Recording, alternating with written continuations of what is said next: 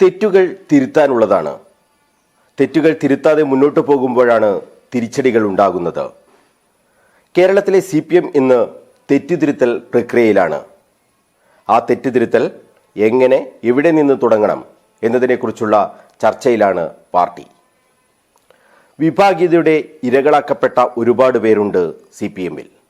ആ തെറ്റും തിരുത്തേണ്ടതല്ലേ? ഈ ചോദ്യം ഉയരുമ്പോൾ ആദ്യം മനസ്സിലേക്കെത്തുന്ന പേര് CKP പത്മനാഭൻ്റേതാണ്. തരം താഴ്ത്തപ്പെട്ട CPMൻ്റെ മുൻ സംസ്ഥാന കമ്മിറ്റി അംഗം. കൺക്ലൂഷൻ BMH ക്വസ്റ്റ്യൻ അവറിൽ ഇന്ന് നമ്മളോടൊപ്പം അതിഥിയായി ഉള്ളത് CKP പത്മനാഭനാണ്. മുൻ കർഷക സംഘം സംസ്ഥാന സെക്രട്ടറി, മുൻ തളിപ്പറമ്പ് MLA. ഈ തെറ്റുതിരുത്തൽ പ്രക്രിയയിൽ CKP പത്മനാഭന് എന്താണ് പറയാനുള്ളത്? കൺക്ലൂഷൻ BMH ക്വസ്റ്റ്യൻ അവറിലേക്ക് എല്ലാ പ്രേക്ഷകർക്കും സ്വാഗതം. ശ്രീ CKP പത്മനാഭൻ. CPM തെറ്റുപറ്റി എന്ന് സമ്മതിക്കുന്നുണ്ട്. എവിടെയൊക്കെയാണ് പാർട്ടിക്ക് തെറ്റിയത്? ഈ പ്രവർത്തിച്ചുകൊണ്ടിരിക്കുന്ന ഒരു പ്രസ്ഥാനം എന്ന നിലയിൽ അതിൻ്റെ ഭാഗം തന്നെയാണ് തെറ്റുകൾ. പ്രവർത്തിക്കുമ്പോൾ തെറ്റുണ്ടാവും, സ്വാഭാവികമാണ്. അപ്പോൾ ആ തെറ്റുകൾ ഇപ്പോൾ കുറേ മുടച്ചു നിൽക്കുന്നു. പണ്ടേ തെറ്റുകളുണ്ട്, തെറ്റുകൾ പാർട്ടിക്കുള്ളിൽ പരിഹരിക്കപ്പെടും. ഇങ്ങനെയാണ് തെറ്റിൻ്റെ ഒരു സ്വഭാവം. പക്ഷെ ഇപ്പം അത് കുറേ കൂടി ശക്തിപ്പെട്ട് ജനങ്ങളിലേക്ക് കൂടി സ്വാധീനിച്ചിട്ടുണ്ട്. ആ ജനങ്ങളെ കൂടി സ്വാധീനിച്ചപ്പോഴാണ് ജനങ്ങൾ തിരുത്താൻ വേണ്ടി തയ്യാറായത്. അതാണ് ഇപ്പോൾ നടന്ന പാർലമെൻറ്റ് തിരഞ്ഞെടുപ്പിലെ പരാജയത്തിലൂടെ കാണാൻ വേണ്ടി സാധിക്കുന്നത്. അപ്പോൾ അതിനെയും അതിജീവിച്ച് മുന്നോട്ട് പോകണമെങ്കിൽ ഒരു കാര്യമായ തെറ്റുതിരുത്തൽ ആവശ്യമാണ്. അങ്ങനെ മാത്രമേ മുന്നോട്ട് പോകാൻ വേണ്ടി പറ്റൂ. എവിടെയൊക്കെയാണ്, എന്തൊക്കെയാണ് ആ പാളിച്ചകൾ എന്ന് പാർട്ടി തിരിച്ചറിഞ്ഞിട്ടുണ്ടോ? അല്ല, പാർട്ടി ഇതൊക്കെ ചർച്ച ചെയ്തിട്ടുണ്ട്. ഞാനിപ്പോൾ ഒരു പാർട്ടിയിൽ ഏരിയ കമ്മിറ്റി അംഗമായിട്ടാണ് ഇപ്പോൾ തുടരുന്നത്. ഏരിയ സെൻറ്ററിലും വർക്ക് ചെയ്യുന്നുണ്ട്. അപ്പോൾ പാർട്ടിയുടെ ഉള്ളിലെ കാര്യങ്ങളൊക്കെ അറിയാൻ വേണ്ടി കഴിയുന്നുണ്ട് ഇപ്പോഴും. അപ്പോൾ ഏതൊക്കെയാണ് തെറ്റ് എന്നത് അതൊരു വലിയ ചോദ്യം തന്നെയാണ്. ഒന്ന്, ഈ പാർട്ടിയിൽ നല്ലതുപോലെ വിഭാഗീയത ഉണ്ടായിരുന്നു. ആ വിഭാഗീയതയുടെ ലക്ഷ്യം അധികാരം തന്നെയാണെന്നുള്ളത് കാര്യത്തിൽ സംശയമില്ല. കാരണം അങ്ങനെയാണ് മുഖ്യമന്ത്രിയെക്കുറിച്ച്, സ്ഥാനങ്ങളെക്കുറിച്ചുള്ള തർക്കങ്ങളും ആര് വേണം, എങ്ങനെ വേണമെന്നും രണ്ടാളും മാറി നിൽക്കണമെന്നുള്ള തീരുമാനം എടുത്തതിലും കടുത്ത വിഭാഗീയത ഉണ്ടായ കാലഘട്ടമാണ്. അന്ന് ഞാൻ സ്റ്റേറ്റ് കമ്മിറ്റിയിലുണ്ട്. അപ്പോൾ അതിൽ സ്വാഭാവികമായിട്ട് വിഭാഗീയത എന്ന് പറയുന്നൊരു പക്ഷം ഉണ്ടാവുമല്ലോ. ആ പക്ഷത്തിൽ നിന്നൊരാളാണ് ഞാൻ. എൻ്റെ പക്ഷം ശരിയുടെ പക്ഷമാണെന്നാണ് ഓർമ്മ. പക്ഷെ അതിനെ അതിജീവിക്കാൻ സ്വീകരിച്ച കുറേ നിലപാടുകളുണ്ട്. ആ നിലപാടുകൾ കൂടി പരിശോധിച്ചാലേ ഈ തെറ്റുകൾ പൂർണ്ണമായി തിരുത്താൻ വേണ്ടി പറ്റും. അതല്ലാതെ ഇപ്പോഴത്തെ ഈ സ്ഥിതി മാത്രം വെച്ചുകൊണ്ട് തിരുത്താൻ കഴിയുന്നതല്ലെന്ന് എൻ്റെ വിശ്വാസം. ഒരു 15 വർഷം മുമ്പ് വരെയുള്ള കാര്യങ്ങൾ നമ്മൾ പരിശോധിക്കേണ്ടതുണ്ട്. അന്നു മുതൽ സംഭവിച്ച തെറ്റുകളും അതുകൂടി പരിശോധിച്ചാൽ മാത്രമേ എങ്ങനെ ഇങ്ങനെ എത്തി, അതാണിപ്പോൾ നോക്കേണ്ടത്. എങ്ങനെ ജനങ്ങൾ നമ്മളെ വെറുക്കുന്ന രൂപത്തിലേക്ക് എത്തി, അത് പരിശോധിക്കാതെ രക്ഷപ്പെടാൻ കഴിയുന്ന എനിക്ക് തോന്നുന്നില്ല. ജനങ്ങളുണ്ട് വിശ്വത്തിലായി. ഇപ്പോൾ ഞാനിവിടെ ഈ തെരഞ്ഞെടുപ്പിൻ്റെ ഭാഗമായിട്ട് ദൂരെയൊന്നും പോകാൻ പറ്റിയില്ല. ഇവിടുത്തെ ബൂത്തുകളിലൊക്കെ നല്ലതുപോലെ പോയതാണ്. ഇപ്പോൾ 100ഉം 160ഉം 70ഉം വോട്ടുകളാണ് ഓരോ ബൂത്തിലും നഷ്ടപ്പെട്ടത്.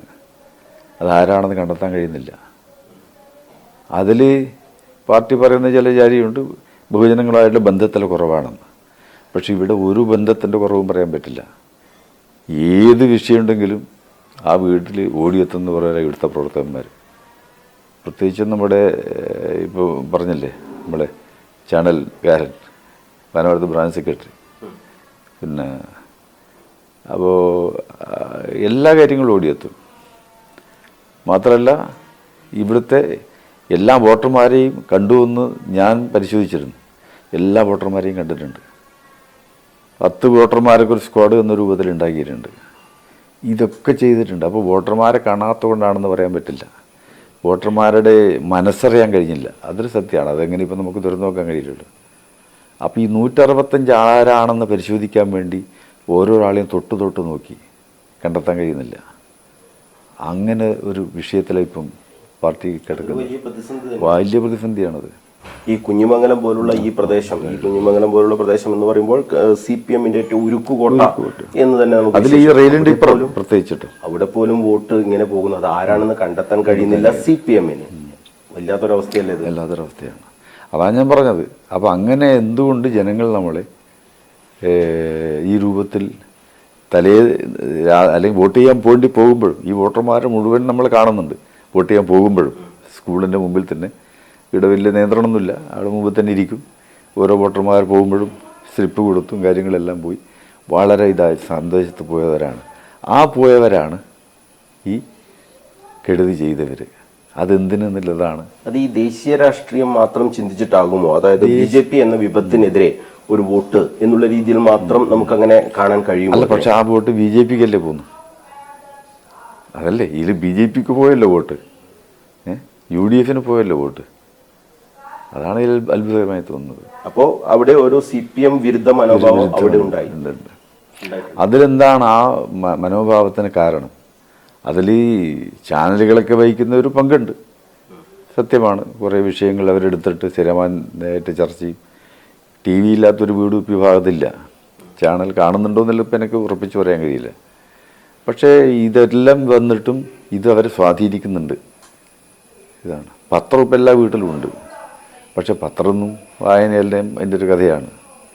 തുറന്നു പറയാലോ, എല്ലാവരും ഒന്നും എല്ലാ പത്രവും നമ്മൾ പത്രം തന്നെ എല്ലാ വീട്ടിൽ നിന്നും കൃത്യമായി വായിക്കുന്നതൊന്നും പറയാൻ പറ്റില്ല. പക്ഷെ നമ്മളോട് കൂറുകൊണ്ട് പത്രം വാങ്ങുന്നുണ്ട്. ഇതൊക്കെ ഉണ്ടായിട്ടാണ് ഈ അട്ടിമറി നടന്നത്. അപ്പോൾ അതിൻ്റെ കാരണം കണ്ടെത്തൽ ഒരു വലിയ ഗവേഷണം തന്നെ വേണ്ടി വരും.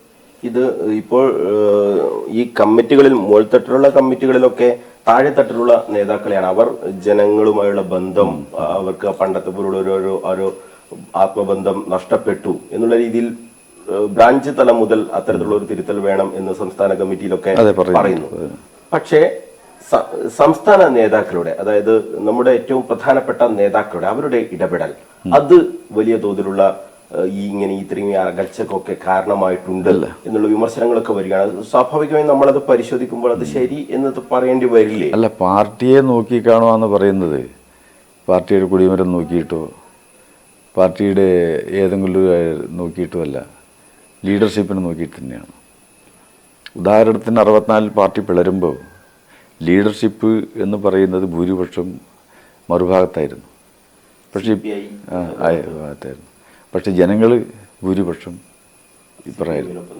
കാരണം അതിൽ ചരിത്രം പറയുന്നുണ്ട്, അതിന് മുൻപിൽ നിന്നത് AKGയും EMS-ഉം VS-ഉം പോലെയുള്ള ആളുകളാണ്. അവരെ നോക്കിയിട്ടാണ് നിന്നതെന്നാണ്.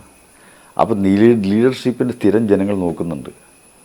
അതിന് തെളിവാണല്ലോ ലീഡർ വരുമ്പോൾ ആളുകൾ ഇരച്ചു പോകുന്നത്, നിശ്ചയിച്ച പോലെ തന്നെ ആളുകൾ പോയി അവിടെ ഇരുന്ന് അനുസരണയോട് കേൾക്കുന്നത്. ഇതൊക്കെ ലീഡർഷിപ്പ് നോക്കിയിട്ടല്ലേ. അപ്പോൾ ലീഡർഷിപ്പ് ഒരു വിപ്ലവ പ്രസ്ഥാനത്തെ സംബന്ധിച്ച് പ്രധാന ഘടകമാണ്. അത് ലോകത്ത് എവിടെ നോക്കിയാലും ലീഡർഷിപ്പ് തന്നെയാണ്. ഈ ഒന്നാം പിണറായി സർക്കാരിനെയും രണ്ടാം പിണറായി സർക്കാരിനെയും താരതമ്യം ചെയ്ത് വലിയ തോതിലുള്ള ചർച്ചകളൊക്കെ നടക്കുന്നുണ്ട്. ഒന്നാം പിണറായി സർക്കാർ എന്ന് പറയുന്നത് സ്വാഭാവികമായും ജനങ്ങൾക്ക് വേണ്ടി പ്രവർത്തിച്ച ഒരു സർക്കാർ എന്നുള്ള രീതിയിലാണ് തുടർഭരണവും കൂടി കിട്ടിയത്. പക്ഷേ ഈ രണ്ടാം പിണറായി സർക്കാരിനെ നോക്കുമ്പോൾ മന്ത്രിമാർ, അതോടൊപ്പം തന്നെ മുഖ്യമന്ത്രിയുടെ പല പ്രവർത്തനങ്ങൾ, ഇതൊക്കെ വരുമ്പോൾ വലിയ തോതിലുള്ള വിമർശനങ്ങൾ വരികയാണ്. ഈ രണ്ടാം പിണറായി സർക്കാരിന്റെ ഈ പ്രവർത്തനം ലോക്സഭാ തെരഞ്ഞെടുപ്പിന്റെ ഈ വിധിയെയും സ്വാധീനിച്ചിട്ടുണ്ട്. അതായത് ഭരണത്തിന്റെ ഒരു വിലയിരുത്തലായി അത് മാറി എന്ന് തന്നെയല്ലേ നമ്മൾ ഈ വോട്ടിംഗ് പാറ്റേൺ നോക്കുമ്പോൾ നമുക്ക് മനസ്സിലാവുന്നത്? അതിലിപ്പം ഭരണത്തിൻ്റെ എന്ന് പറയാൻ ഇവിടെ നമ്മൾ പരിശോധിച്ച് നോക്കിയാൽ പിന്നെ എൻ്റെ ഒരു ഉദാഹരണം, ഈ വീട് ഇന്ന് വരെ ഗവൺമെൻറ്റിൻ്റെ ഭരണത്തിൽ ഇടപെട്ടിട്ടില്ലല്ലോ.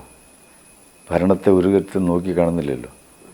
പക്ഷേ ഭരണത്തിന് ആനുകൂല്യങ്ങളുണ്ട്. ഇപ്പോൾ ഞാൻ റേഷൻ വാങ്ങി ജീവിക്കുന്നവരാണ്. അതുപോലെ വീട് വെക്കാതിരിക്കുമ്പോൾ മൊബൈൽ സ്റ്റോറിൽ പോയിട്ടാണ് കാര്യങ്ങൾ വാങ്ങുന്നത്. അതിവിടെയുണ്ട്, കുറച്ചപ്പുറമുണ്ട്. പക്ഷേ അവിടെ സാധനമൊന്നുമില്ല.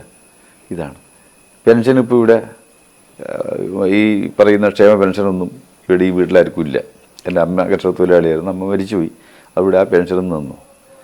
അപ്പോൾ ഇങ്ങനെ നോക്കിക്കഴിഞ്ഞാൽ ഇവിടെ ഭൂരിപക്ഷം വീട്ടുകാരും ഭരണത്തെ ഒന്നും ശ്രദ്ധിക്കുന്നില്ല, ഭരണത്തിൻ്റെ നേട്ടങ്ങളെ പറ്റി ശ്രദ്ധിക്കുന്നില്ല. അവർക്ക് നാടിൻ്റെ കാര്യങ്ങൾ വേണം. പക്ഷേ ആ ഭരണത്തെ പറ്റിയുള്ള വിമർശനങ്ങൾ അവരുടെ ശ്രദ്ധയിൽപ്പെടുന്നുണ്ട്. അതിൽ ഈ ചാനലും പത്രവും വഹിക്കുന്നൊരു പ്രധാനപ്പെട്ട പങ്കുണ്ട്. അത് അവരെ സ്വാധീനിച്ചിട്ടുണ്ട്. ചാനൽ പറയുന്നത് ശരിയാണോ തെറ്റാണോ എന്ന് അത് വേറെ പരിശോധിച്ച് പറയേണ്ടതാണ്. അത് ജനങ്ങളെ സ്വാധീനിക്കുന്നുണ്ട്. അത് മറികടക്കൽ കുറച്ച് എളുപ്പമല്ല എന്ന് എൻ്റെ അഭിപ്രായം.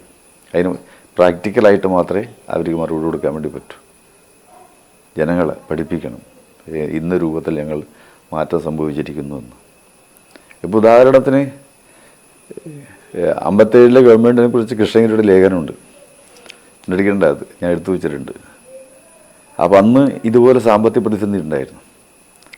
ആ സാമ്പത്തിക പ്രതിസന്ധിക്ക് അന്ന് EMS തീരുമാനിച്ചത് ഞങ്ങൾ പകുതി ശമ്പളേ വാങ്ങും, അംബാസഡർ കാറ് ഉപയോഗിക്കൂ, ഉച്ചയ്ക്ക് കഞ്ഞിയും ചെറുപയരെ കഴിക്കൂ, ഇങ്ങനെയൊക്കെയുള്ളൊരു ജനങ്ങളെ ആകർഷിക്കുന്നൊരു തീരുമാനം എടുത്തിരുന്നു. അപ്പോൾ അത് ശരിയാണോ തെറ്റാണോ എന്നുള്ളതല്ല. അപ്പോൾ അങ്ങനെ ഉള്ള ഒരു സ്ഥിതി ഇന്നത്തെ ഇതിൽ നിന്ന് പ്രതീക്ഷിക്കുന്നുണ്ട് ജനങ്ങൾ. അതില്ല, അതാണ് വിഷയം. ഇത്രയും വലിയ തോതിലുള്ള പ്രയാസങ്ങൾ പ്രതിസന്ധികളൊക്കെ ഉണ്ടാകുമ്പോൾ ധൂർത്ത് എന്നുള്ള രീതിയിലേക്ക് വിമർശനങ്ങൾ വരികയാണ്. ആ വിമർശനങ്ങൾ ശരി എന്ന രീതിയിലേക്ക് ജനങ്ങളിലേക്ക് ചാനലുകളും പത്രങ്ങളും ഒക്കെ എത്തിക്കുകയാണ്. അത് തടയാൻ നമുക്ക് സംവിധാനങ്ങളില്ല എന്നുള്ളതാണ് അതിൽ വരുന്നത് അല്ലേ? അത് അല്ല, അതിൽ ഒരു മാതൃക വരണം എന്നാണ് എൻ്റെ അഭിപ്രായം. ഞാനത് പാർട്ടിയിലും പറഞ്ഞിട്ടുണ്ട്. ആ പരസ്യം പറയുന്നത് ശരിയാണോ എന്നുള്ളത് ചോദിച്ചാൽ ഒരു പൊതുവിമർശനം എന്ന രൂപത്തിൽ ഞാൻ പറയുകയാണ്. അപ്പം ജനങ്ങളെ കയ്യിലെടുക്കാൻ കഴിയുന്ന രൂപത്തിലേക്കുള്ള, ആത്മാവരുടെ വിശ്വാസം നേടിയെടുക്കാൻ കഴിയുന്ന രൂപത്തിലുള്ള ചില സമീപനങ്ങൾ നമ്മുടെ ഭാഗത്തുനിന്നുണ്ടാവണം. അത് ഉറപ്പാണ്. നമ്മൾ ഈ പാർട്ടിയുടെ ഇന്നത്തെ ഈ പ്രവർത്തനങ്ങളുമായൊക്കെ ബന്ധപ്പെട്ട്, സർക്കാരിൻ്റെ പ്രവർത്തനങ്ങളുമായൊക്കെ ബന്ധപ്പെട്ട് ചർച്ചകളൊക്കെ ഇങ്ങനെ വളരെ സജീവമായി തന്നെ നടക്കുന്നു. നേതാക്കൾ അടക്കം പറയുന്നു വലിയ തോതിലുള്ള മാറ്റങ്ങൾ വേണമെന്ന്. CPM-ന്റെ സംസ്ഥാന സെക്രട്ടറി അടക്കം പറയുന്ന ഒരു സാഹചര്യത്തിലേക്ക് കാര്യങ്ങൾ എത്തി നിൽക്കുന്ന ഒരു ഘട്ടമാണിത്. സർക്കാരിൽ തിരുത്തൽ വേണം എന്ന് പറയുമ്പോൾ ഏത് രീതിയിൽ ഈ സർക്കാർ മാറണമെന്നാണ് താങ്കളുടെ ഒരു അഭിപ്രായം? അല്ല, സർക്കാരിൻ്റെ ഇന്നത്തെ പ്രഖ്യാപനങ്ങളും നടപടികളെല്ലാം ഈ പുതിയ തലമുറയെ സ്വാധീനിക്കുന്നത് തന്നെയാണ്. പക്ഷേ ഈ പുതിയ തലമുറ വിശ്വാസത്തിലെടുക്കുന്നില്ല, അതാണ്. അതിൽ ഞാൻ ചില സൗഹൃദ സംഭാഷണത്തിൽ പലരോടും പറയാറുണ്ട്. ഇപ്പോൾ ഞാൻ യൂട്യൂബ് നോക്കുന്ന ആളാണ്, എന്നോട് നെറ്റ് കണക്ഷനും കാര്യങ്ങളൊക്കെ ഉള്ളതുകൊണ്ട്. അപ്പോൾ ഏത് ആളുടെ പ്രതികരണമായാലും അതിനെ പിന്തുണച്ചുകൊണ്ട് അത് ഒരു 20,000 മുതൽ അങ്ങോട്ടാണ് ആളുകളെ പിന്തുണ നോക്കുന്നവർ അതിൽ കാണിക്കുന്നുണ്ടല്ലോ. അപ്പം നമ്മൾ ഇത് അവഗണിക്കുകയാണ് ചെയ്യുന്നത്. ഒരു വ്യക്തിയെ പറ്റിയായിരിക്കും, എന്നെ പറ്റിയായിരിക്കും ചിലപ്പോൾ, പക്ഷേ 20,000 ആൾ കാണുന്നുണ്ട്. ഇങ്ങനെ ഓരോരാളെ പറ്റി വരുന്നത് കാണുന്നത് ഇല്ല, ജനങ്ങൾ വർദ്ധിച്ചുകൊണ്ടിരിക്കുകയാണ്. ഈ കാണുന്നത് ആരാ? ഈ പുതിയ തലമുറയാണ് ഏറ്റവും കൂടുതൽ. അപ്പോൾ ആ പുതിയ തലമുറയെ ഇടയിൽ നമുക്ക് സ്വാധീനക്കുറവുണ്ടെന്ന് തന്നെയാണ് എൻ്റെ അഭിപ്രായം. ഞാൻ DYFIയുടെ സ്റ്റേറ്റ് പ്രസിഡൻ്റായിട്ട് വർക്ക് ചെയ്ത ആളാണ്. സ്റ്റേറ്റ് ജോയിൻറ്റ് സെക്രട്ടറി ആയിട്ട് ദീർഘകാലം പ്രവർത്തിച്ചിരുന്നു, എല്ലാമായിരുന്നു. പക്ഷെ അന്നൊക്കെ ഞങ്ങളൊക്കെ സ്വീകരിച്ചൊരു മാർഗമുണ്ട്.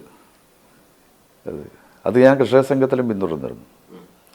ഇപ്പോൾ 101 മണിക്കൂർ കളക്ടറേറ്റിന് മുമ്പിൽ സമരം നടത്താൻ വേണ്ടി നമ്മുടെ ആലോചന നടത്തി, കാർഷിക പ്രശ്നങ്ങൾ വെച്ചിട്ട്. അപ്പോൾ 101 മണിക്കൂർ 1000 ആളുകൾ ഇരിക്കാനാണ് തീരുമാനം. അപ്പോൾ അന്ന് കോടിയേരി എന്നോട് പറഞ്ഞു, നിന്നെ നായനാർ ചോദിക്കുന്നുണ്ട്, ഇന്ന് പോയി കാണണം. നായനാർ സെക്രട്ടേറിയറ്റിൽ വലിയ രൂപത്തിൽ പൊട്ടിത്തെറിച്ചിരുന്നു പറഞ്ഞു. അപ്പോൾ നായനാർ പോയി കണ്ടു. അപ്പോൾ നായനാർ പറഞ്ഞു, ഏടിയാട് ഇവർ തൂറുക. ഞാൻ പറഞ്ഞു, അതിനൊക്കിപ്പോൾ സംവിധാനമുണ്ട്, സഞ്ചരിക്കുന്ന മൊബൈൽ ഇതൊക്കെ ഉണ്ട്, അതൊക്കെ നമുക്ക് ഉണ്ടാക്കാമെന്ന് പറഞ്ഞു. ശരി, ആളിരിക്കുമോ? ഞാൻ പറഞ്ഞു, ഇരിക്കുമെന്ന് പറഞ്ഞു. അപ്പോൾ കോടിയേരി എന്നോട് പറഞ്ഞു, നിങ്ങൾ ഈ 14 ജില്ലാ കേന്ദ്രത്തിലും പോകണം, ഒരു വണ്ടി എടുത്തു. അപ്പോൾ അന്ന് എനിക്ക് പാലക്കാടാണ് ഉദ്ഘാടനം നിശ്ചയിച്ചത്. പാലക്കാട് ഉദ്ഘാടനം നിശ്ചയിച്ച് ഞാനൊരു പ്ലാൻ ഉണ്ടാക്കി.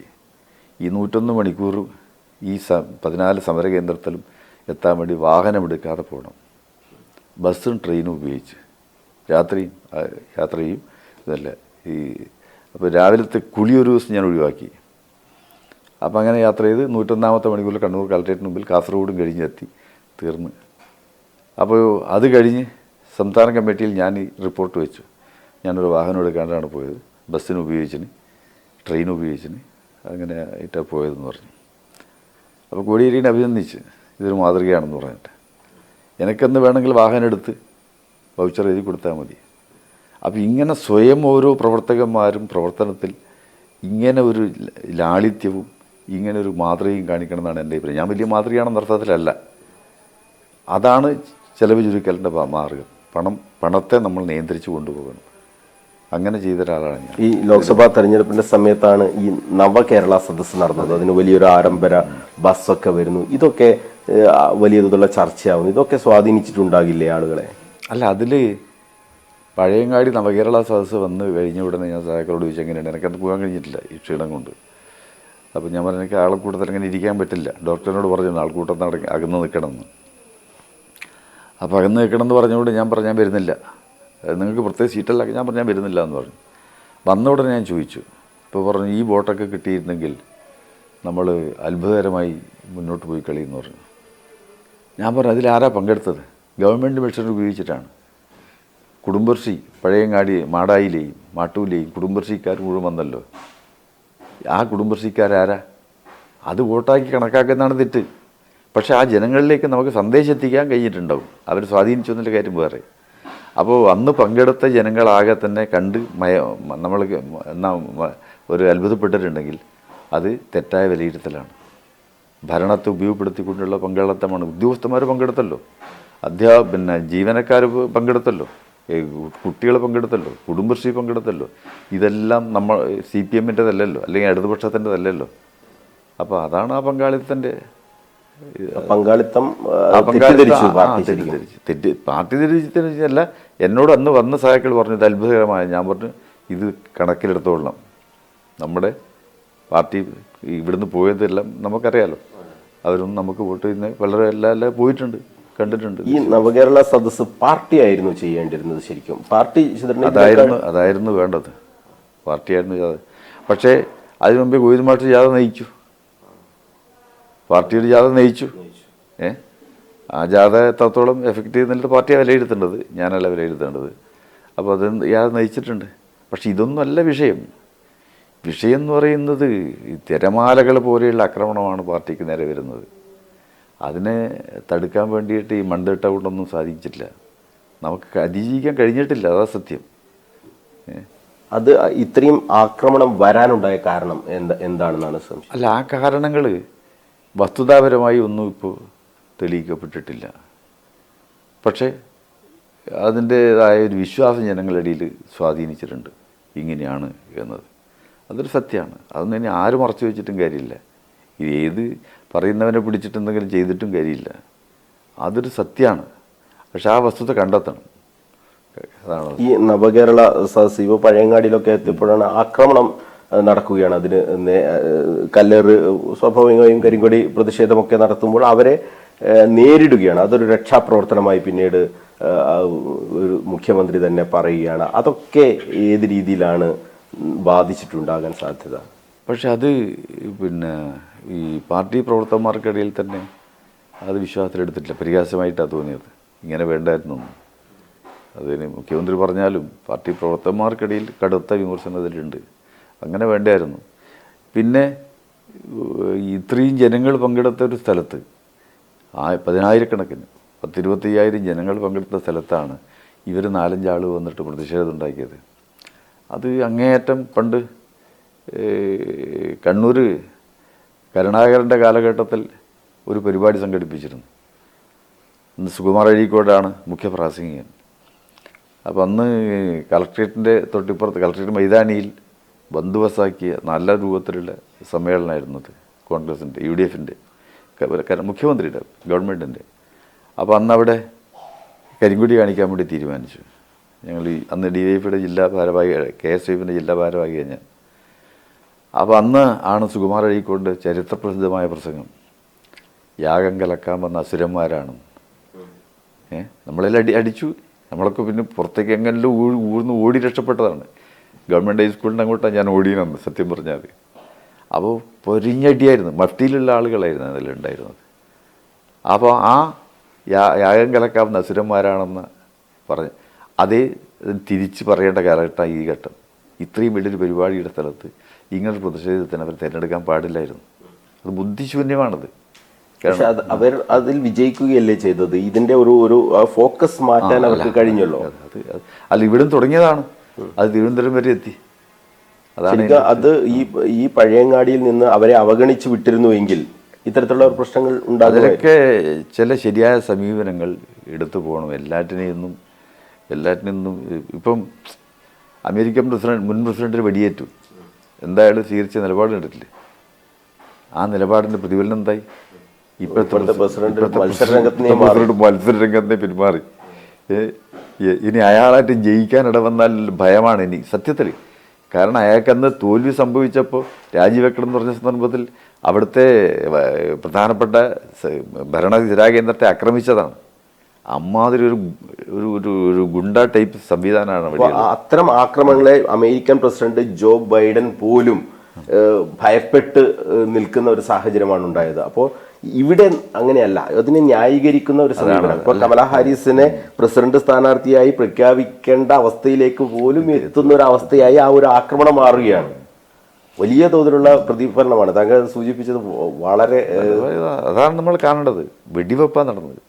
അതിൻ്റെ പേരിൽ അവിടെ ഷൂട്ട് ചെയ്തൊരുത്തനെ കൊന്നിട്ടുണ്ട്. അത് സെക്യൂരിറ്റിയുടെ ഭാഗമായിട്ടുള്ളതാണ്. പക്ഷെ അത് അവിടെ നിന്നു. അപ്പോൾ അതൊന്നും പഠിക്കേണ്ട പാഠമുണ്ട് നമുക്ക് രാഷ്ട്രീയത്തിൽ. TP ചന്ദ്രശേഖരന്റെ വധം, അതും ഏതാണ്ട് ഇതേ രീതിയിൽ പാർട്ടി ശരിക്കും ഇപ്പോഴും എത്രയോ വർഷങ്ങൾ കഴിഞ്ഞു, ഏതാണ്ട് 10-15 വർഷം കഴിഞ്ഞിട്ട് പോലും ഇപ്പോഴും അത് വേട്ടയാടിക്കൊണ്ടിരിക്കുകയാണ് CPM-നെ. TP ചന്ദ്രശേഖരൻ വധം അതൊരു പ്രധാനപ്പെട്ട ഒരുപാട് വധങ്ങൾ നടന്നിട്ടുണ്ട്. അന്ന് രാത്രി തന്നെ എന്നോട് ഒരാൾ ഡൽഹിയിൽ നിന്ന് വിളിച്ചു ചോദിച്ചിരുന്നു, ഇതിൽ നമുക്കെന്തോ പങ്കുണ്ടോ എന്ന്. ഞാൻ പറഞ്ഞു, ഞാൻ അറിയില്ല, ഉണ്ടാവാൻ സാധ്യതയില്ല. കാരണം അങ്ങനെ ഈ ചന്ദ്രസേനൻ്റെ പ്രിയപ്പെട്ട സുഹൃത്തായിരുന്നു. എൻ്റെ ജൂനിയറായിട്ടാണ് അവൻ DIFയിൽ വർക്ക് ചെയ്തത് കോഴിക്കോട്. അപ്പോൾ ഞങ്ങൾ വളരെ ഐക്യത്തിലായിരുന്നു. ഒരു പാർട്ടി രഹസ്യം പറയുകയാണെങ്കിൽ പാർട്ടിക്കുള്ളിലും ഇതെങ്ങനെയെങ്കിലും പരിഹരിക്കണം എന്ന് പറഞ്ഞ ഒരാളാണ് ഞാൻ. VS ഉടനെ നേരിട്ട് ഞാൻ സംസാരിച്ചിരുന്നു. അപ്പോൾ VS മുൻകൈ എടുത്താൽ ഇത് പരിഹരിക്കാൻ കഴിയുന്നു. അങ്ങനെയാണെന്ന് VS അവിടെ പോയിട്ട് പ്രസംഗിച്ചത്. അന്ന് ആ പ്രസംഗം ഒരമ്മയുടെ മക്കൾ പെശകിയ കഴിഞ്ഞാൽ അമ്മയോട് യുദ്ധം ചെയ്യാറുണ്ടോ എന്ന പ്രസിദ്ധമായ പ്രസംഗം VS നടത്തി. തിരിച്ചു വന്നപ്പോൾ VSനെ ശക്തിയായി വിമർശിച്ചു പാർട്ടിക്കുള്ളിൽ. ഈ പ്രസംഗം ശരിയല്ല, തള്ളിപ്പറയേണ്ടതാണെന്ന് പറഞ്ഞു. അപ്പോൾ ആ തള്ളിപ്പറയുന്നതിലേക്ക് പിന്നെ നിലപാട് പോയി. ആ നിലപാട് പോകാനുള്ള കാരണം എന്തെന്നുള്ളതെല്ലാം കാണുന്നത് ആ സന്ദർഭത്തിലാണ് വധിക്കപ്പെടുന്നത്. ഇപ്പോൾ വധശ്രമത്തിൽ അവസാനം കുറ്റവിമുക്തനാക്കിയയാളെ ഹൈക്കോടതി ശിക്ഷിച്ചു. ആ ശിക്ഷിച്ച ബാബു എൻ്റെ തൊട്ടടുത്ത ബെഡിലാണ് ഇപ്പോൾ കിടക്കുന്നത്. പെരിയാർ മെഡിക്കൽ കോളേജിൽ നിന്ന് ഡയാലിസ് ചെയ്യുന്നുണ്ട്. ഞങ്ങൾ വലിയ സൗഹൃദത്തിലാണ്. കാരണം എനിക്കയാൾ ഇതിൽ പ്രതിയാണോ വാദിയാണോ എന്ന് എനിക്കറിയില്ല. പക്ഷേ അപ്പോൾ അയാൾ കഴിഞ്ഞ ദിവസം എന്നോട് ഒരു മുമ്പ് എൻ്റെ വീട്ടിൽ നിങ്ങൾ വന്ന് താമസിച്ചിട്ടുണ്ട്, പാനൂർ വന്നപ്പോൾ എൻ്റെ വീട്ടിൽ നിങ്ങൾ താമസിച്ചിട്ടുണ്ടെന്ന് പറഞ്ഞു. ഞാൻ പറഞ്ഞു, എനിക്ക് ഓർമ്മയില്ല. അപ്പോൾ എന്തെങ്കിലും വിഷയമുണ്ടെങ്കിൽ പറയണം, ആരോഗ്യപരമായി ഇവിടെ ഇടപെടേണ്ട എന്തെങ്കിലും ഇടപെടണം. ഇല്ല, എനിക്കൊന്നുമില്ല, പോലീസ് സംരക്ഷണമുണ്ട്, പ്രത്യേക റൂമുണ്ട്. അപ്പോൾ ഇതാണ് എന്ത് ബാബുവാണ് അയാളുടെ പേര്, അവസാനം ശിക്ഷിച്ച. അപ്പോൾ അയാൾ ഇപ്പോൾ ഡയാലിസ് ചെയ്യുന്നുണ്ട്. അപ്പോൾ എനിക്കിതാരാണ് പ്രതികളെന്നൊന്നും എനിക്കറിയില്ല, സത്യം പറയാണ്. പിന്നെ പക്ഷെ ആ വധം പാർട്ടി ശരിക്കും അത് സ്വാധീനിച്ചിട്ടുണ്ട്, വളരെയേറെ സ്വാധീനിച്ചിട്ടുണ്ട്. വടകര ലോക്സഭാ മണ്ഡലം അതിൻ്റെ ഫലം എന്തായെന്ന് പറഞ്ഞാൽ, ആര് കൊന്നാലും ചന്ദ്രശേഖരനിലൂടെ ഇല്ലാതാക്കാൻ ശ്രമിച്ചത് അത് നിലനിൽക്കുകയാണ് ചെയ്തത്.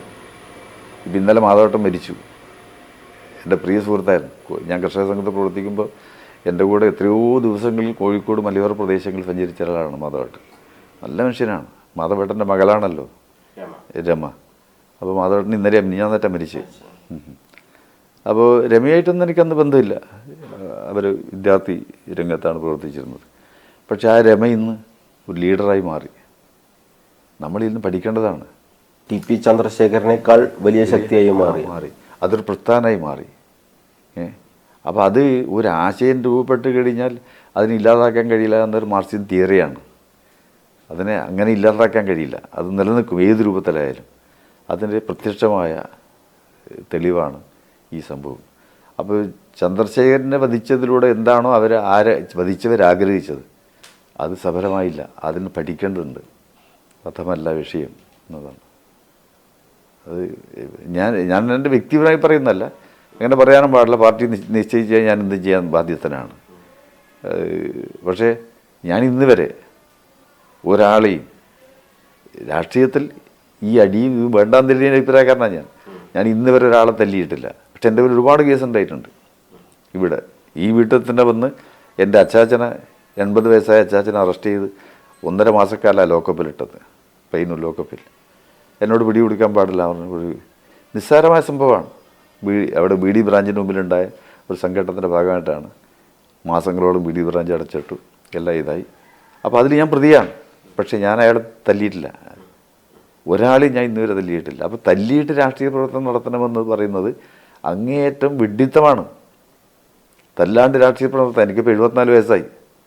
ഞാൻ 15 വയസ്സിൽ വന്നതാണ്. ആ വരുന്ന കാലത്ത് ഈ ഭാഗത്ത് അങ്ങനെ പാർട്ടിക്ക് സ്വാധീനമില്ല.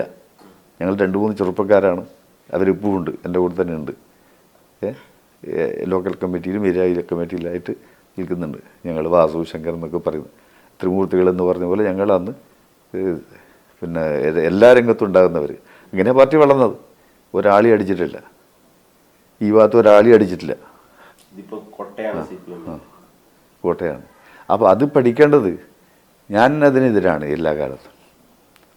ചോദ്യം ചെയ്തിട്ടൊക്കെ ഉണ്ടാവും, വർത്തമാനം പറഞ്ഞിട്ടുണ്ടാവും, ഏറ്റവും. പക്ഷേ അതിന് ഏറ്റുമുട്ടിയതിൻ്റെ ഫലമായിട്ട് വകവരുത്തണം എന്ന് പറയുന്ന തിയറി എനിക്ക് യോജിപ്പില്ല. ഞാൻ പരസ്യമായി പറയുന്നത്. കാരണം എൻ്റെ അനുഭവത്തിൽ ഈ 60 കൊല്ലക്കാലം ഞാൻ പ്രവർത്തിച്ചല്ലോ. ഈ 60 കൊല്ലക്കാലത്തിനിടയിൽ ഒരാളെ ശരീരത്തിൽ ഞാൻ കൈവച്ചിട്ടില്ല. അപ്പോൾ അങ്ങനെ രാഷ്ട്രീയ പ്രവർത്തനം നടത്താം. അതെല്ലാവരും പഠിക്കേണ്ടതാണെന്ന് എൻ്റെ അഭിപ്രായം.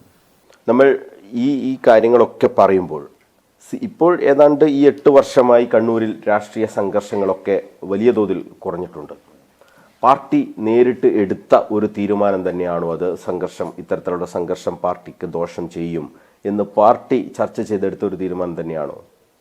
പാർട്ടി അതിൽ നിലപാട് പറഞ്ഞിട്ടുണ്ട്. കാരണം ആദ്യത്തെ ഒരു ആക്രമണം നമ്മുടെ ഭാഗത്ത് ഉണ്ടാകാൻ വേണ്ടി പാടില്ല.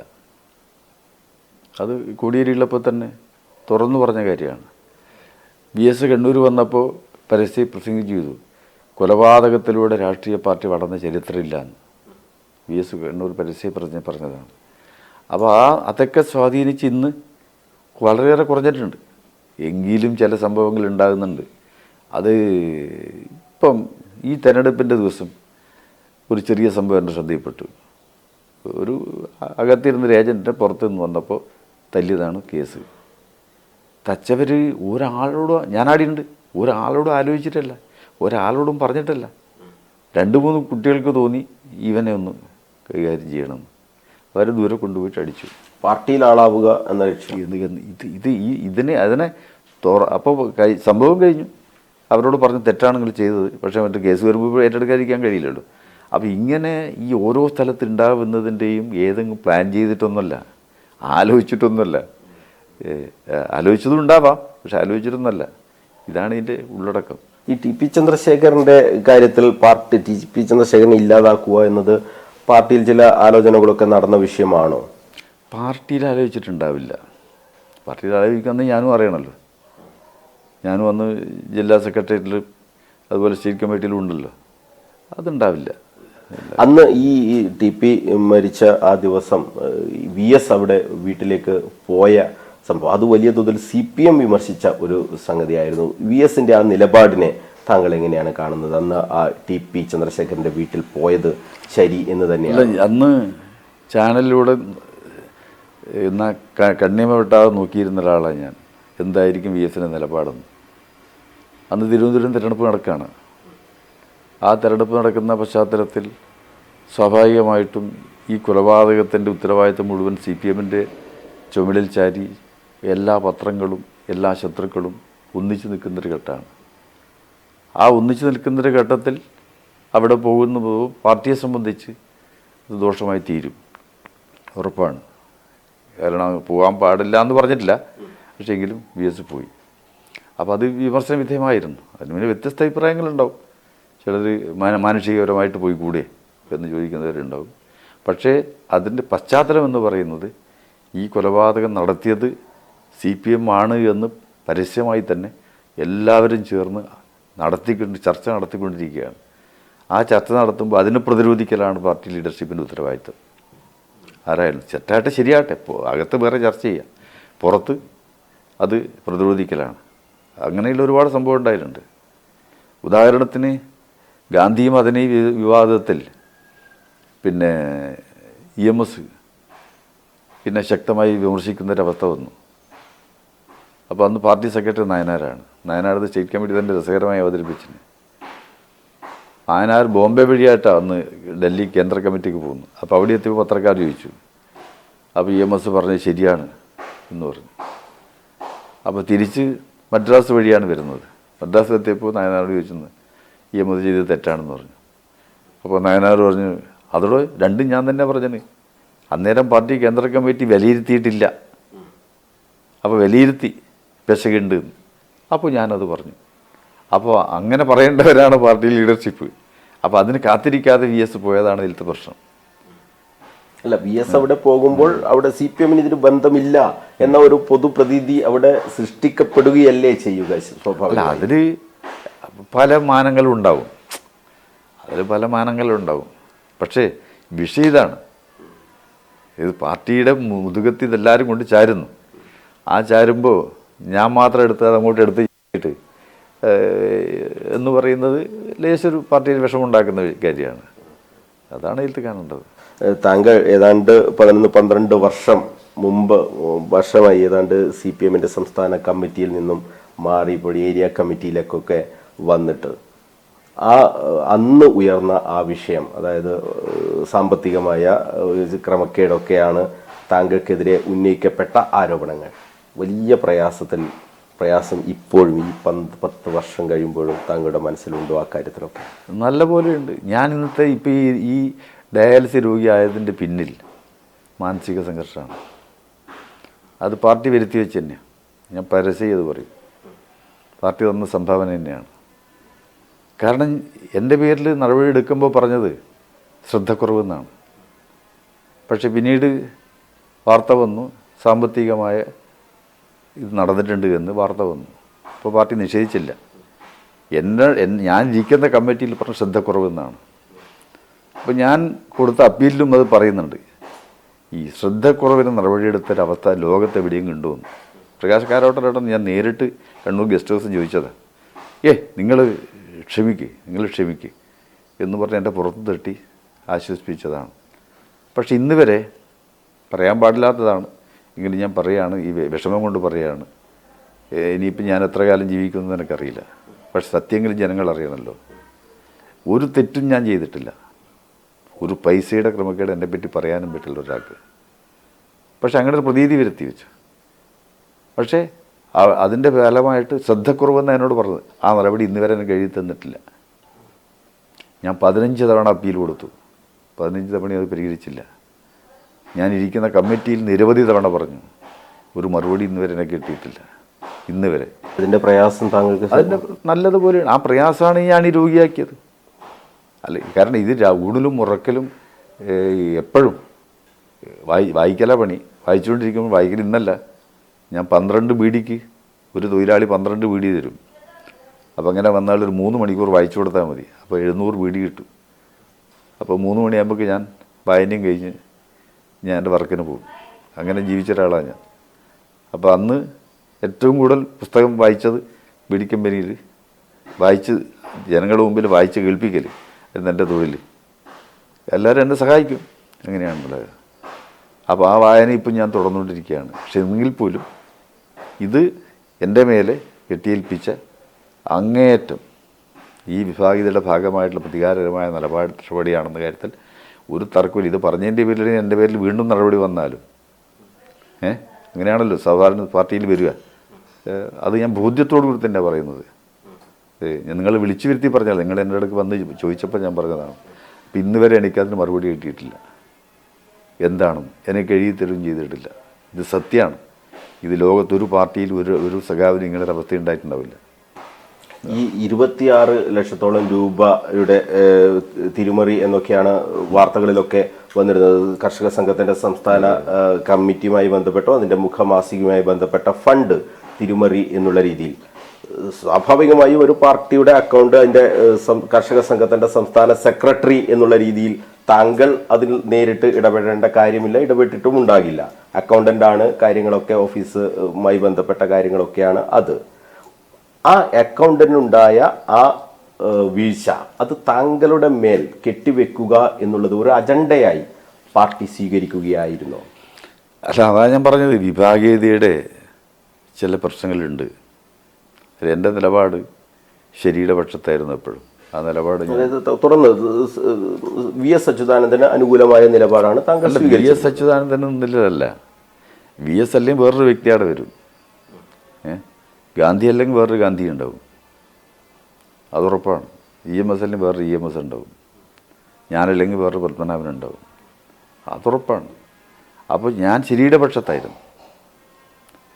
അപ്പോൾ ആ ശരിയുടെ പക്ഷത്തിൻ്റെ ഭാഗമായിട്ടുള്ള പ്രതികാര നിലപാട് എന്നോട് സ്വീകരിച്ചിട്ടുണ്ട്. അത് സത്യമാണ്. എന്തായിരിക്കും അറിയാത്ത കാര്യങ്ങൾ. പിന്നെ ഒരു പൈസയുടെ അതൊക്കെ പറഞ്ഞാൽ ഈ കർഷക സംഘത്തിൻ്റെ സംസ്ഥാന സെക്രട്ടറിയെ ഞാൻ ഏറ്റെടുക്കുന്ന സന്ദർഭത്തിൽ ഈ വൗച്ചർ ഉണ്ടായിരുന്നില്ല ചെലവഴിക്കുന്നതിന്. ഞാനാണ് വൗച്ചർ ഉണ്ടാക്കിയത്, ഞാനാണ് ഓഡിറ്റർ ഉണ്ടാക്കിയത്, ഞാനാണ് ഇതിൽ മിച്ചം പിടിച്ച് ഇന്ന് കാണുന്ന ഈ 5 നില ഫ്ലാറ്റ് അവിടെ എടുത്തത്. ആ ഫ്ലാറ്റ് എടുക്കുന്നതിന് വേണ്ടിയിട്ട് ഊണും ഉറക്കമൊഴിഞ്ഞ് വെയിൽ ഒഴിഞ്ഞിട്ട് ഞാനവിടെ നിന്നിട്ടാണ് കാര്യങ്ങൾ ചെയ്യിച്ചത്. ഒരു പൈസ ഞാൻ കൈകൊണ്ട് തൊട്ടിട്ടില്ല. അതെല്ലാം ചെയ്തത് AK സെൻറ്ററിൽ നിന്ന് രാജേന്ദ്രൻ മുഖേനയാണ്. രാജേന്ദ്രൻ ഇപ്പോഴും ജീവിച്ചിരിപ്പുണ്ട്. മലബാർ സിമെൻറ്റിൽ നിന്ന് പാലക്കാട് നിന്നാണ് സിമെൻറ്റ് വാങ്ങുക, കമ്പി വേറെ കോഴിക്കോട് ഏജൻസി മുഖേന വാങ്ങുക, 5 നില കെട്ടിടം എടുത്തത്. അപ്പോൾ ഇതെല്ലാം കഴിഞ്ഞ സന്ദർഭത്തിലാണ് ഈ ആരോപണം വരുന്നത്. ഇത്രയും പണം അവിടെ നിന്ന് ഒരാൾക്ക് എടുക്കാൻ കഴിയില്ല എന്ന് ഞാൻ തുറന്നു പറഞ്ഞു. പക്ഷെ ഞാൻ ഉത്തരവാദിയല്ല, എൻ്റെ പേരിലൊന്നും പറയുന്നുമില്ല. എന്നോട് ശ്രദ്ധക്കുറവ് മാത്രമാണ്. പിന്നെ അത് തരാതരം പോലെ ആളുകൾ വ്യാഖ്യാനിച്ചിട്ടുണ്ട്, അത് വേറെ കാര്യം. അത് ഞാൻ നേരിട്ട് തന്നെ അന്ന് പലരോടും പറഞ്ഞതുമാണ്. സത്യം, ഞാൻ അന്ന് കണ്ണൂർ വെച്ചൊരു കൺവെൻഷനിൽ പ്രസംഗിച്ചു. ആ സംഭവം കഴിഞ്ഞ ഉടനെ സത്യത്തിൻ്റെ സീറ്റ് പിറകിലാണ്, അത് മുമ്പിലേക്ക് വരാൻ കുറേ താമസമെടുക്കും, അത് ഇന്നല്ലെങ്കിൽ നാളെ സത്യം തെളിയും, ഉറപ്പിച്ചാൻ പറഞ്ഞതാ. മാത്രമല്ല ഇതിൻ്റെ പിന്നിൽ പ്രവർത്തിച്ച പലർക്കും സ്വാഭാവികമായിട്ടും പ്രകൃതി ശിക്ഷ നൽകും. അതിപ്പോൾ നൽകിക്കൊണ്ടിരിക്കുന്നുണ്ട്. ഞാൻ സന്തോഷിക്കുകയാണ് അക്കാര്യത്തിൽ. ഒരു പാർട്ടി സഹ എന്ന രൂപത്തിൽ പറയാൻ പാടില്ലാത്തതാണ്. അപ്പോൾ അത് ആ നിലയിലാണ് സംഗതി നടന്നത്. അപ്പോൾ ഇതിൻ്റെ മുഴുവൻ ഓഡിറ്റർ ഉണ്ടാക്കിയത് ഞാനാണ്. ഇങ്ങനെ ചെയ്ത് കൃത്യമായി വന്ന് 20 ലക്ഷം രൂപ അന്നത്തെ സർവീസ് മേഖലയിൽ NGO-കാരുടെ ഒരു ബാങ്ക് ഉണ്ട് തിരുവനന്തപുരത്ത്. ആ ബാങ്കിൽ കർഷക സംഘ സ്റ്റേറ്റ് സെക്രട്ടറി പ്രസിഡന്റ് എന്ന പേരിൽ നിക്ഷേപിച്ചു. എൻ്റെ പേരിലല്ല, നിക്ഷേപിച്ചു. പക്ഷേ ഇവർ പറഞ്ഞതെന്താ, അത് എൻ്റെ പേരിൽ നിക്ഷേപമാക്കി മാറ്റിയെന്ന്. പക്ഷെ ആ പണം ആരാ പിൻവലിക്കുന്നത്? ഈ EP ജയരാജനും KV രാമകൃഷ്ണൻ കൂടിയാണ്. എത്ര? 25,05,000. അതിൻ്റെ ഫോട്ടോസ്റ്റാറ്റും മുഴുവനെടുത്ത് ഞാൻ കേന്ദ്ര കമ്മിറ്റിക്ക് അയച്ചു കൊടുത്തു. ഇതാണ് സംഭവം. പൈസ ആരും 4 ലക്ഷത്തോളം അവിടെ നിന്ന് മറ്റേവൻ എടുത്തിട്ടുണ്ട്, AP സെക്രട്ടറി എടുത്തിട്ടുണ്ട്. അവൻ പേജ് മറിക്കുമ്പം കുറച്ച് എഴുതിയിട്ടാണ്, അത് ഓഡിറ്റ് കണ്ടെത്തിയിട്ടുമില്ല. അത് സത്യമാണ്. 4 ലക്ഷത്തിൽ പരം രൂപ കണ്ടെത്തിയിട്ടുണ്ട്, അവൻ കെട്ടെടുത്തിട്ടുണ്ട്. ഓഫീസ് സെക്രട്ടറി കെട്ടെടുത്തിട്ടുണ്ട്, അത് സത്യമാണ്. അപ്പോൾ അതാണ്. അപ്പോൾ ഈ 20 ലക്ഷം രൂപ അവിടെ ഉണ്ട്, അത് ഇവർ പിൻവലിച്ചു 25,05,000 രൂപയായിട്ട്. അപ്പോൾ ആ പൈസ എൻ്റെ പേരിലാണ് നിക്ഷേപിച്ചെങ്കിൽ ഞാനല്ലാണ്ട് പിൻവലിക്കാൻ പറ്റുമോ? അപ്പോൾ കുറേ ഇതിൻ്റെ ഭാഗമായിട്ട് കള്ള വസ്തുത സൃഷ്ടിച്ച് ഇതായി. പക്ഷെ എന്തുകൊണ്ട് ഞാനിത് പറഞ്ഞില്ല? ഈ 12 ഇപ്പം ചിലർ കേൾക്കുന്നവർ വിചാരിക്കും ഇത്രയും കൊല്ലം എന്തുകൊണ്ട് കാത്തിരുന്നു എന്ന്. അതാണ് പാർട്ടി സംവിധാനം. പാർട്ടിയിൽ നിന്ന് പുറത്തു പോകാൻ താങ്കൾക്ക് ഇഷ്ടമില്ലാത്തത് കൊണ്ട് മിണ്ടാതിരുന്നു. ഞാൻ ഇപ്പോൾ അതന്നെയാണ്. ഇപ്പോൾ എനിക്ക് പോകണമെന്ന് ആഗ്രഹമില്ല, ഞാൻ ഇങ്ങനെ ഉറച്ചു നിൽക്കുകയാണ്. പക്ഷെ ഇതൊക്കെ ഞാൻ എൻ്റെ സഹാക്കളോട് മുഴുവൻ വ്യക്തിപരമായി പറഞ്ഞതാണ്. ആ വ്യക്തിപരമായി പറഞ്ഞതിൻ്റെ ഭാഗമായിട്ട് നിങ്ങളോട് പറഞ്ഞെന്ന് മാത്രമേ ഉള്ളൂ. CKP പത്മനാഭനെ പോലുള്ള ഒരാൾ ഇങ്ങനെ ഈ പണാപഹരണം നടത്തും എന്ന് ആരെങ്കിലും പറഞ്ഞാൽ പാർട്ടി പ്രവർത്തകരത് വിശ്വസിക്കുമോ? അല്ല, അത് എൻ്റെ ഒരു ശീലമുണ്ട്. എൻ്റെ ശീലം എന്ന് പറഞ്ഞാൽ ഞാൻ എവിടെ പോയി കഴിഞ്ഞാലും എനിക്ക് ഇപ്പോൾ ഏറ്റവും കൂടുതൽ പോകുന്ന ജില്ലയിൽ തന്നെ അന്വേഷിച്ചാൽ മതി. ഒരു പൈസയും ഞാൻ കൈകൊണ്ട് വാങ്ങാറില്ല. അവിടുന്ന് ചില പൈസ കിട്ടുമല്ലോ, ഞാൻ കൈകൊണ്ട് വാങ്ങാറില്ല. ഇവിടെ ഓഫീസിൽ വന്ന് അടച്ചോ എന്നാണ് പറയുക. അഥവാ ആരെങ്കിലും എൻ്റെ കയ്യിൽ പൈസ തന്നാൽ ഞാൻ അപ്പോൾ എഴുതി കൊടുക്കുക, നിങ്ങളെ ഇന്ന് ഇത്ര പൈസ എനിക്ക് കിട്ടി ബോധിച്ചു എന്ന്. യാത്രാചാരിയുമായും ഒക്കെ ബന്ധപ്പെട്ട പല പൈസയും ഉണ്ടാവുമല്ലോ, മെമ്പർഷിപ്പിൻ്റെ പൈസ ഇങ്ങനെയൊക്കെ ഉണ്ടാവുമല്ലോ. അപ്പോൾ ഇതാണ് എൻ്റെ ശീലം. പിന്നെ ടാക്സി എടുത്ത് പോകാറില്ല, ബസ്സിൽ മാത്രമേ പോകാറുള്ളൂ. MLA ആയിരുന്നപ്പോൾ ബസ്സിൽ മാത്രമേ പോകാറുള്ളൂ. ഗസ്റ്റ് ഹൗസിൽ അല്ല, ഈ പിന്നെ ലോഡ്ജുകൾ ഞാൻ താമസിക്കാറില്ല, പാർട്ടി ഓഫീസിലേ താമസിക്കും. അതാണ് ഏറ്റവും കൂടുതൽ താമസിച്ച എറണാകുളം ജില്ലയിലെ ലെൻ സെൻറ്ററിലാണ്. കാരണം അവിടെ താമസിച്ചൊരു ഗുണമുണ്ട്, 4-5 ജില്ലയിൽ അവിടെ നിന്ന് പോയി തിരിച്ച് വന്ന് അവിടെ തന്നെ ക്യാമ്പ് ചെയ്യുക. അതാണ് എന്നെ AP-യുടെ ഒരു വല്ലാത്തൊരു സ്നേഹബന്ധമുണ്ട്. AP വർക്കി എന്നെ ആക്കുന്നത് കാര്യത്തിൽ വളരെ പങ്കുവഹിച്ച മനുഷ്യനാണ്. അപ്പോൾ ഇങ്ങനെയൊക്കെ ആയിട്ട് ഇവിടുന്ന് യാത്രാ ചെലവ് തന്നാലും ഞാൻ അതിനാവശ്യമായത് വാങ്ങാമെന്നല്ലാതെ ബാക്കി തിരിച്ചു കൊടുക്കും. അതിലധികം തന്നാൽ ഞാൻ എൻ്റെ വൗച്ചർ പരിശോധിച്ചാൽ കാണാൻ വേണ്ടി കഴിയും, വരവിത്ര, ചെലവിത്ര, മിച്ചത്ര എന്ന്.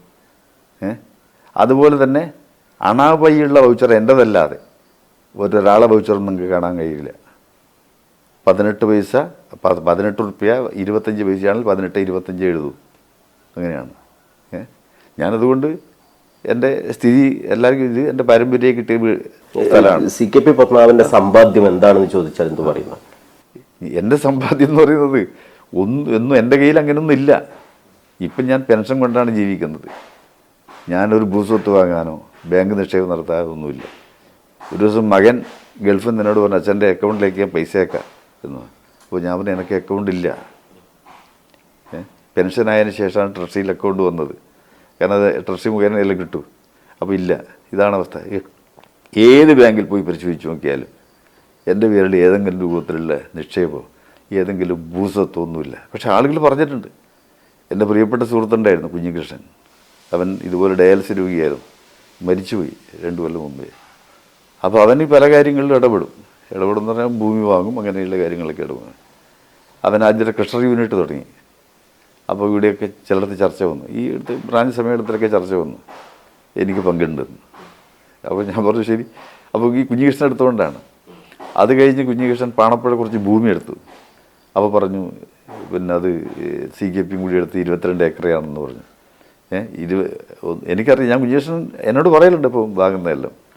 അപ്പോൾ ഇങ്ങനെ കുറേ ആരോപണം ഞാൻ കേട്ടിട്ടുണ്ട്, വസ്തുതയ്ക്ക് നിരക്കാത്ത. ഞാനിവിടെ നിന്ന് സ്ഥിരമായി ടാക്സി പിടിച്ച് പോകാറാണെന്ന് പറഞ്ഞൊരു ചർച്ച വന്നിരിക്കുക. അപ്പോൾ ഞാൻ അന്വേഷിച്ചത്, പാർട്ടിയോട് ചോദിച്ചു, എവിടുന്നാണ് വന്നത് ചർച്ച. അപ്പോൾ പറഞ്ഞു, നിങ്ങൾ ഇന്ന കടയിൽ നിന്നാണ് ഫോൺ വിളിച്ചിട്ടാണ് ടാക്സി വരുന്നതാണ് വിവരമെന്ന് പറഞ്ഞു. അപ്പോൾ ഞാൻ ആ കടക്കാരനായിട്ട് ഈ മുക്കിലൊരാളാണ്, ഞാൻ ബന്ധയില്ല. കാരണം മുമ്പ് ഒരു അതിർത്തി തർക്കത്തിൻ്റെ പേരിൽ അയാളായിട്ട് ഞാൻ ലോഹിയില്ല. ഇപ്പം വളരെ സൗഹൃദത്തിലാണ്. അപ്പോൾ ഇങ്ങനെ അപസർപ്പക കഥകൾ എന്ന് പറയാറില്ലേ, അപ്പോൾ അങ്ങനെ കുറേ ആരോപണങ്ങൾ എൻ്റെ പേരിൽ വന്നിട്ടുണ്ട്. പക്ഷേ ഇപ്പോൾ പരിശോധിച്ചാൽ ആർക്കറിയാം, ഇതെൻ്റെ പാരമ്പര്യമായി കിട്ടിയ സ്ഥലമാണ് ഈ സ്ഥലം. ഇവിടെ ഞാനൊരു വീടെടുത്തിട്ടുണ്ട്. ബീഡി കമ്പനിയിൽ നിന്ന് പിരിയുമ്പോൾ കിട്ടിയ പൈസയും എൻ്റെ ഭാര്യ വീട്ടിൽ നിന്ന് കിട്ടിയ സഹായം വെച്ചിട്ട് ആദ്യം 40,000 ഇപ്പോൾ എൻ്റെ ഭാര്യയുടെ കണക്കുണ്ട് എടുക്കുക എഴുതി വെച്ച് 40,000 രൂപയ്ക്കാണ് ഈ സ്കെച്ച് ഉണ്ടാക്കി വെക്കുന്നത്. പിന്നെ പല കമ്മിറ്റിയിലും ഞാൻ ഉണ്ടായിരുന്നു. എവിടെയൊക്കെ പോയി യാത്രാ ചെലവ് കിട്ടും, അതൊക്കെ മിച്ചം പിടിച്ചിട്ട് ഞാൻ പൈസ വളരെ ലുബ്ധിച്ച് കൈകാര്യം ചെയ്യുന്നവനാണ്. മിച്ചം പിടിച്ചിട്ട് മക്കൾ വലുതായപ്പോൾ മേലെയും എടുത്തു. ഇതല്ലാതെ വേറെ ഒന്നും എനിക്കില്ല, ഒരു സമ്പാദ്യമില്ല. ആര് പരിശോധിച്ച് നോക്കിയാലും ഏതെങ്കിലും ഒരു വ്യക്തിബന്ധത്തിൻ്റെ പേരിൽ ഒരാളോട് കുറച്ച് പൈസ വാങ്ങി അല്ലെങ്കിൽ മറ്റൊരു വാങ്ങി ഒരാൾക്കും പറയാൻ പറ്റില്ല. കണ്ണൂർ വിഷൻ BMH ക്വസ്റ്റ്യൻ അവറിൻ്റെ ഈ എപ്പിസോഡ് ഇവിടെ അവസാനിക്കുന്നില്ല. മുതിർന്ന CPM നേതാവായ CKP പത്മനാഭനുമായുള്ള ക്വസ്റ്റ്യൻ അവർ അടുത്ത ഞായറാഴ്ചയും തുടരും. CPMവുമായി ബന്ധപ്പെട്ട്, പാർട്ടി നടപടിയുമായി ബന്ധപ്പെട്ട് അദ്ദേഹത്തിന് ഇനിയും ഒട്ടേറെ കാര്യങ്ങൾ തുറന്നു പറയാനുണ്ട്. അത് നമുക്ക് അടുത്ത ഞായറാഴ്ച രാത്രി 9 മണിക്ക് കാണാം.